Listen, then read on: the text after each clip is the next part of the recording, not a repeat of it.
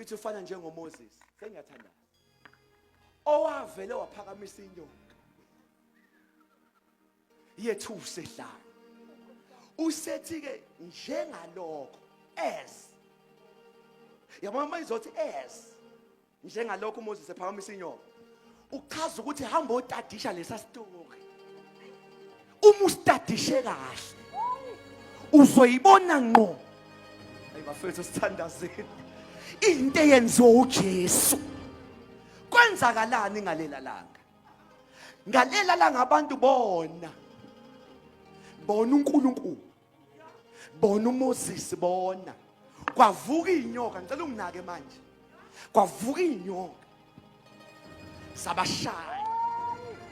Basebethi Moses, thandaza uNkulunkulu wakho ukube susa inyoka. Why uMoses wothandaza? uNkulunkulu bacela ususa inyoka. Wathi uNkulunkulu, Moses, uma kusuka inyoka, funa kusinde nabantu abangaphendukile, abangayisolile. Jesus. Ngicela ukuyiphinda le, ngicela ukuyiphinda. Wathi my boy, asisusi inyoka. Sizokwenza indlela yokuthi besinde abafuna ukusinda. Hallelujah. Noma ingozi ikhona. Jesus. Kodwa bekwazi ukusinda phakathi. Hallelujah. Kwazi inyoka. Oh, Jesus. Wabuza uMoses uNkulunkulu uzokwenza njani? Wathi khanda enye inyoka. Yethusa uyibeke phezulu. Kuba zinyoka phansi. Kube inyoka yethusa phezulu.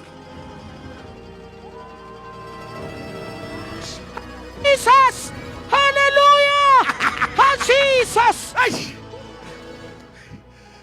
Wathi uThixo ikhanda Moses. Lendlela Moses asiyenzayo senzela ukuthi onenkane efe. Kodwa thanda usinde. Esinde singasusiwe. Okay. Uma senzothi njengoMoses, shuthi noJesu mayefika aziyukuphela izinto ezibulala abantu. Oh, Jesus. uJesu ufika endaweni kodwa ayipheli inyoka. Hallelujah. Kodwa ufika njengesixazululo. Oh, Jesus. Sokuthi uma khona othandayo ukusinda uyobuka lapha phezulu. Wathi uSixo ifake lapha ozoyibuka